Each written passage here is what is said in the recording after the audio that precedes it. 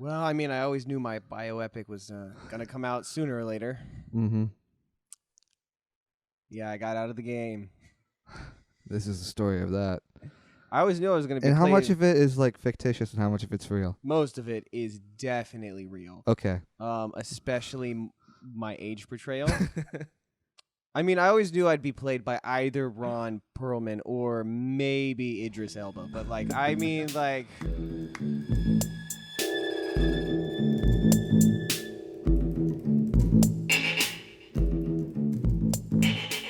All right, welcome back to another fantastic Trailing Off. I'm Chad. I'm ASHER. And today we watched the trailer for... ASHER. That's right. There is a movie, someone I know is naming it, and I don't think I'm going to go see it. I don't... What? I just, I get enough ASHER in real life. I don't know if I need a movie for it. Oh, come on. We all could use I'm joking. We could all use a little more ASHER. Okay, in that's the enough. morning. Calm down.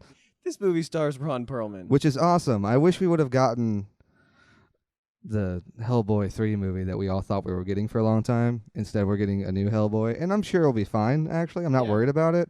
But if we're not getting Hellboy 3, this is the movie I want Ron Perlman to be in. Yeah, so like put cards on the table. We never watched these trailers before we do these, Nope. and we the only reason we watched it is because of the name of the movie. Yeah. It's called ASHER. I mean, I read a synopsis and I was fine with it. I was at least giving it a shot. But definitely wasn't expecting much. But the trailer definitely delivered. I am pretty interested in this movie.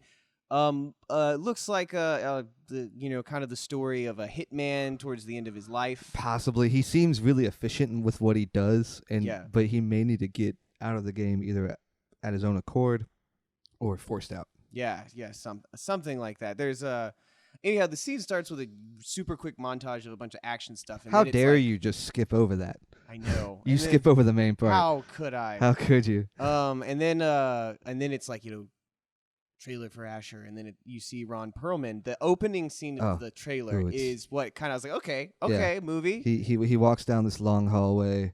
It's some slum somewhere. I think the movie's set in Chicago, and it looks like Chicago, which is good for the movie in Chicago. Windy City. The Windy City. And it's like a kind of like it's like whoever replaces the light bulbs in this hallway is like, you know what? This really makes everything look like the Matrix in here. Let's just put these Matrix light bulbs up.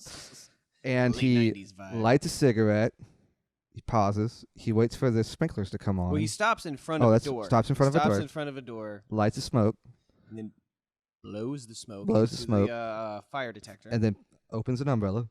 Before the rain starts. The water starts. Yeah. And then it starts, and then the door opens, and he's holding a silenced pistol. And he pops it off, and he knocks the guy out. And in scene. It's like, and if that was all we had for this trailer, I'd still be talking about it. Yeah, it's pretty good. It was a really well shot scene. Yeah, it really got me hooked into the trailer. So you follow this guy around. It's got a very kind of cliche scene where he's out with a lady, and she's like, "Oh, so what do you do for a living?" And he's like, "I'm a contractor." Yeah. And then she's like, "Well, what kind of contracting?" And then, of course, it immediately cuts to scenes of him just blowing guys' heads off with rifles, and pistols, just beating people, fighting a guy in a bathroom, and all this craziness happens. And you see the stuff where it's like, oh, he's talking to his handlers, he's getting a job. We get a cameo from Richard Dreyfuss. I did not know. You recognized him. Yeah. I did not when I first saw him. He's very picky with the movies he does now. From what I understand, you don't see him a lot because he's older and he doesn't need to act a lot. He doesn't want to. No. He can relax. So with this, he's one of the handlers who like deals with them and sets up jobs for him. And then everything kind of goes crazy, which I know I say like every week, but it's true. That's just the state of movies now. And then some guy tries to take him out in a bathroom while he's on a date with Famke Johnson from X-Men. Yes. Yeah. And he stabs him, goes back to the table, and says to her, "Look, I've just killed a man in the bathroom, and if we don't leave right now, I'm pretty sure they're going to call the cops."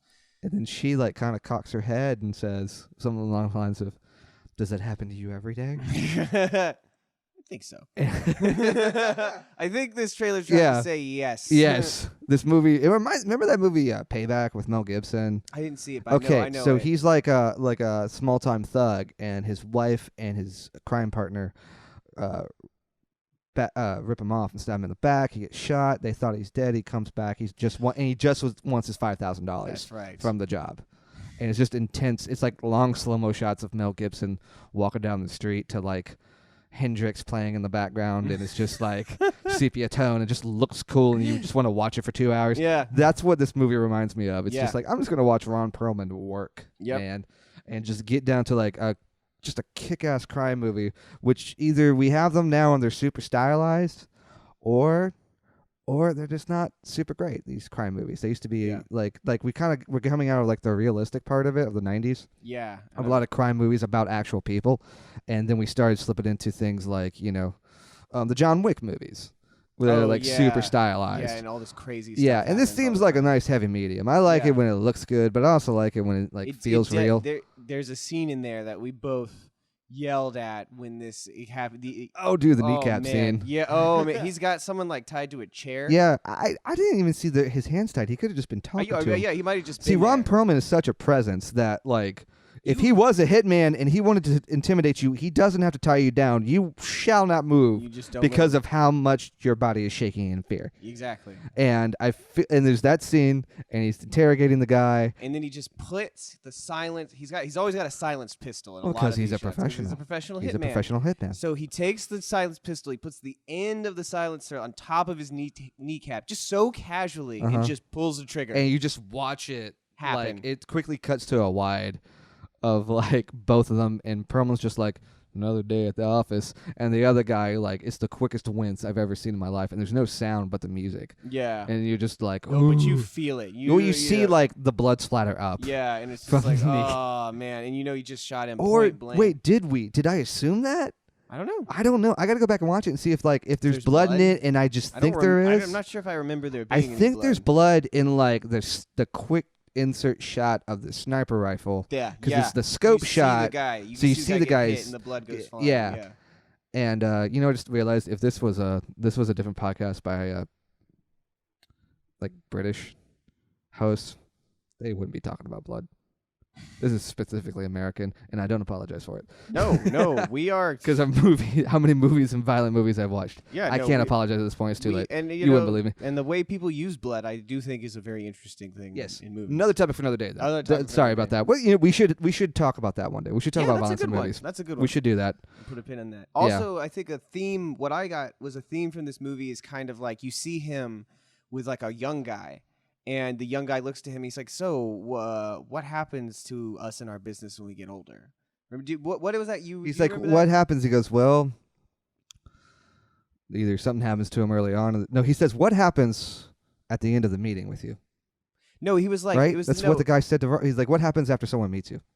Oh no, I thought it was what he was talking about. What happens to because he was like another hitman. He was like a young hitman. Oh, dude, no, I thought he was like the new boss in town. He was hiring him. I don't think so. I don't know. I think we're both assuming a lot of this. I got it from several scenes. I got the vibe. One of the vibes is like it's kind of like I just need to do these last 3 jobs maybe, and then I can get. Because he talks to the woman, and he's like, I just want to get out of here and start a new life, and let's just leave and let's like be together and stuff like that. I don't know for sure if that's the way the movie's going because they don't give a lot of plot. Yeah, which I like. Yeah, I like that too. I was thinking about this the other day. Do you remember a year ago when I said I was going to stop watching trailers? Yes. Okay. Yeah, and I made a big deal about it, and none of you believed me because it sounds ridiculous. It was ridiculous. Yeah. And now I do this for a living. That's not true. That's not true. I don't make a living off of doing this, but I just think it's funny. Well, my whole premise was that people were giving too much away in the trailer. Yeah. Like I watched this trailer. It was the trailer for Spider-Man: Homecoming, and I still felt like I can kind of figure out what's going to happen in this movie a little bit. Maybe not the details, but the broad strokes of the plot. With this trailer, there's not too much of that. Yeah. It's wonderfully just the right amount of information that I need to know at least somewhat of an idea I'm going to have, but not enough to dictate my cinema experience when I see this. Yeah, no, I did like that, but it showed enough to really pique your interest, but kind of arbitrarily because it's a lot of stylish stuff. The opening sequence when he lights the cigarette in the umbrella, shooting the guy in the kneecap, a lot of the dialogue, you don't really know what's getting on. or you don't really know what's going on, but you're still like, I'm really interested to see what's happening. Like every time Ron Perlman and Richard Dreyfuss are talking, I have no idea what they're talking about, but I'm like, I must see this whole scene of dialogue. I must see every bit of this. And by the way, Richard Dreyfuss is like what, Russian or something in this movie? I don't know.